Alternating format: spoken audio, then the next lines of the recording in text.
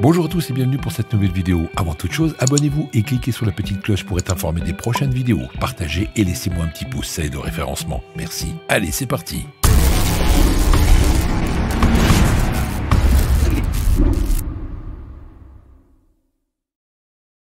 Bonjour à tous, bienvenue pour cette nouvelle vidéo sur la chaîne. Je vais vous montrer aujourd'hui comment bien tracer ces niveaux, comment ne pas stresser, comment bien se préparer. Et puis vous allez voir que finalement, on arrive à faire du gain sans stress. Si vous suivez déjà les vidéos sur la chaîne, vous avez bien vu qu'il n'est pas nécessaire de rentrer tout le temps sur le marché et que parfois, il suffit juste d'attendre le bon moment pour rentrer sur le marché. Alors pour ça, on a tracé forcément, alors là je suis sur le compte PA, donc un compte validé par Lilo, et du coup, j'ai testé un peu le marché ce matin et j'ai fait une petite perte. On va rétablir ça tout de suite en faisant du scalping. Alors l'ATM, je vais le régler tout de suite sur 3 micro-lots. Ça suffira largement pour ne pas prendre trop de risques. Ici, on va plutôt mettre 5 au lieu de 4. Voilà, pour le profit, ça nous permettra d'avoir un bon équilibre. Le stop, on va le dégager pour l'instant. Et on va gérer ça manuellement. Je vais faire OK. Voilà. Donc le principe, c'est simple. C'est toujours attendre les niveaux de rebond ou les cassures pour éventuellement rentrer sur le marché. On peut également tracer une oblique comme ça pour augmenter un petit peu ses chances d'entrée de position, pour être sûr de pouvoir rentrer sur un vrai rebond ou sur un double rebond, sur un support et sur l'oblique. Ça peut comme ça vous aider. On peut également tout simplement l'enlever et passer à autre chose, comme par exemple, attendez, je vais prendre ça, c'est plus rapide à mettre en place, une oblique dans le sens de la tendance, parce que là on voit bien qu'effectivement on n'est pas dans une tendance haussière, enfin dans un cycle haussier. On voit bien qu'on a fait des plus hauts et qu'on fait des plus bas, de plus en plus bas sur cette période. Alors c'est une période très courte, je suis en 10 secondes, ce qui me permet moi de voir le prix et la réaction du prix et d'avoir quelque chose d'assez dynamique pour pouvoir rentrer. Là on a une entrée de position juste à ce niveau-là, vous voyez ici, donc je peux rentrer ici. Mon ATM est déjà programmé. J'ai une petite latence. Je pense que c'est dû aussi à ma connexion Internet. Voilà, je suis rentré et j'ai pris des sous. Vous voyez, c'est aussi simple que ça. Il suffit juste d'attendre et d'être patient. Après, il faut quand même analyser ce qui se passe un petit peu autour de ce prix. Parce qu'on voit bien qu'ici, tant qu'on n'a pas cassé, on ne peut pas dire qu'on est dans une tendance haussière. Le prix ne se retourne pas. Tant qu'il ne se retourne pas, on va essayer de prendre que des ventes. À la base, c'est comme ça que ça doit fonctionner. On va pas s'amuser à acheter maintenant, vous voyez, à ce niveau-là, parce qu'on est vraiment en dessous de l'oblique. On n'a pas cassé le dernier plus haut, qui est juste un peu plus haut. Et du coup, là, vous voyez, le prix commence déjà à redescendre. Et c'est ça qu'il faut surveiller en premier. C'est ce prix. D'ailleurs, si je réduis un petit peu, mon écran, vous allez voir que en mettant ici une ellipse, on voit tout de suite les impacts que nous avons eus sur les plus hauts. Donc le premier, le deuxième, on va coller un autre ici, le troisième, voyez, ça va commencer à vous parler un peu plus comme ça, graphiquement, vous voyez, voilà, et du coup, on se dit, pourquoi pas, je vais descendre, ça sera mieux, et on se dit, pourquoi pas d'attendre de voir une vraie cassure pour pouvoir y prendre un achat. On est en dessous de l'open en plus, l'open de minuit, donc attention parce que c'est pas forcément très dynamique et en plus de ça, on est quand même sous quelque chose d'assez tendancieux, sachant que on est sous pression avec ce qui se passe avec la géopolitique en ce moment, avec la guerre entre la Russie et l'Ukraine. Donc attention à ça. Là, vous voyez, on a encore une réaction du marché qui est sous l'oblique et qui ne veut pas casser l'oblique. Alors peut-être que ça va arriver à un moment donné, mais pour l'instant, ce n'est pas le cas. Donc il faut absolument à chaque fois analyser son graphique, ce qu'on voit en temps réel, bien marquer son graphique pour voir où on va intervenir sur le marché. Voilà, j'ai pris une position en vente, puisque pour moi, ce prix va encore descendre un petit peu pour valider cette tendance, ce cycle baissier pour l'instant.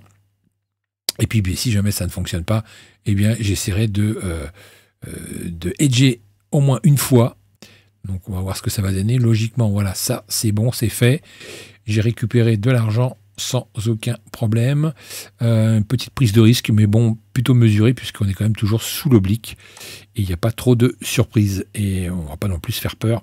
Alors, qu'est-ce qu'on pourrait faire maintenant? On pourrait éventuellement calculer également eh bien, la hauteur de cette baisse que nous avons eue sur la gauche. Il y a forcément ici quelque chose à faire.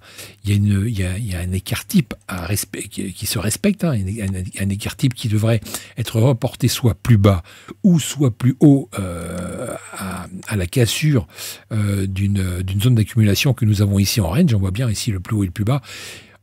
Et que le prix est en train d'accumuler, donc ça s'accumule.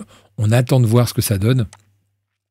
On ne sait pas dans quel sens ça va aller, mais en tout cas, vous voyez, on a une tentative ici de cassure de cet oblique, peut-être pour aller faire des plus hauts. Donc on aurait peut-être une vraie direction pour aller chercher des plus hauts. Alors ça c'est pareil, on peut le calculer assez facilement. Les écarts types sont intéressants parce que ça vous permet d'avoir des points de départ et des objectifs financiers à faire et des objectifs de niveau.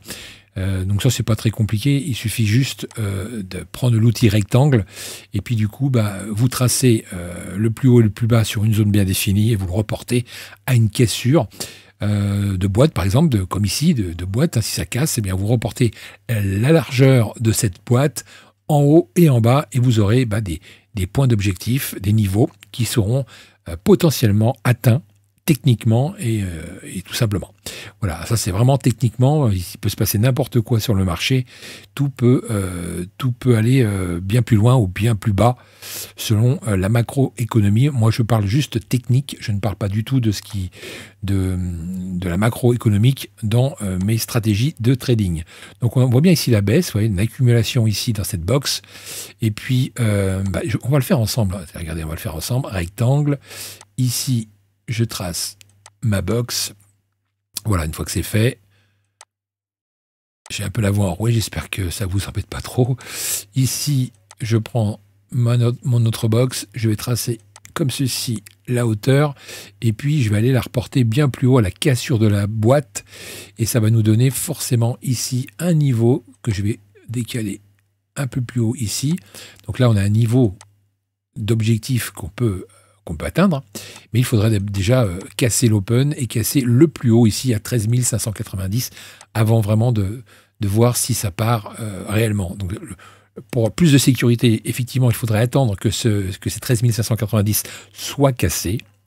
Maintenant, si vous êtes un petit peu plus expérimenté, vous pouvez aussi trader dans cette zone, mais c'est un petit peu plus risqué parce qu'on pourrait très bien faire une réintégration du prix. Donc ça veut dire quoi? Ça veut dire que le prix va redescendre dans la boîte et pourrait retourner un peu plus bas, voire en bas de la boîte, tout simplement. Donc voilà pour ce que je voulais vous montrer. On va attendre un petit peu pour voir ce que ça donne. Vous avez vu, il suffit vraiment d'être patient, ne pas rentrer n'importe comment. Là, on a une tentative de cassure de l'open, donc attention, ça peut très bien être un piège aussi pour vous attirer un petit peu dans l'achat.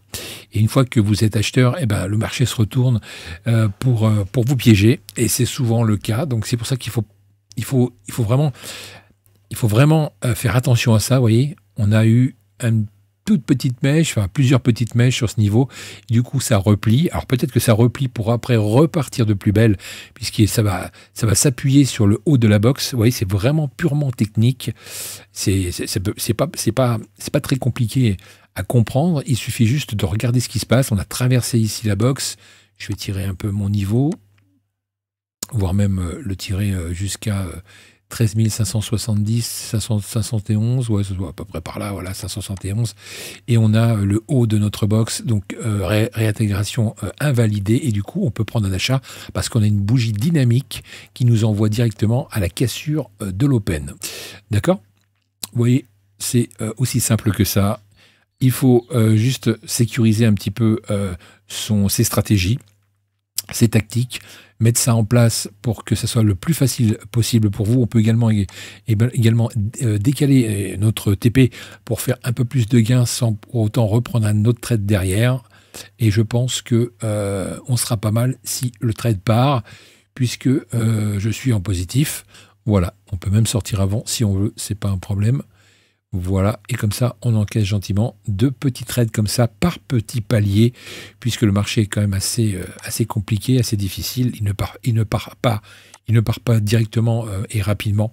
Donc, vous voyez, on va essayer d'atteindre ce niveau-là, et à partir de ce niveau-là, si effectivement ça casse réellement et que ça vient retester ce niveau, ou ça part directement, on aura peut-être, eh bien, une jolie tendance haussière qui se confirmera tout simplement, tout en pensant que le marché peut aussi replier aussi rapidement. Réfléchissez, ne tradez pas à l'émotion, parce que souvent c'est ça qui va vous faire perdre.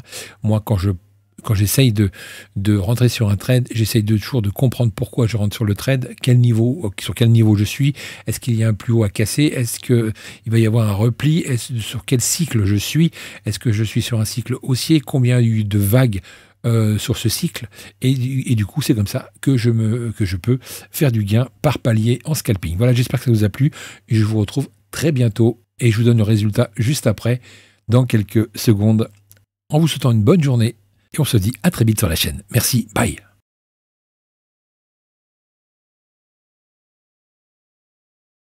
Attends, abonne-toi et clique sur la petite cloche.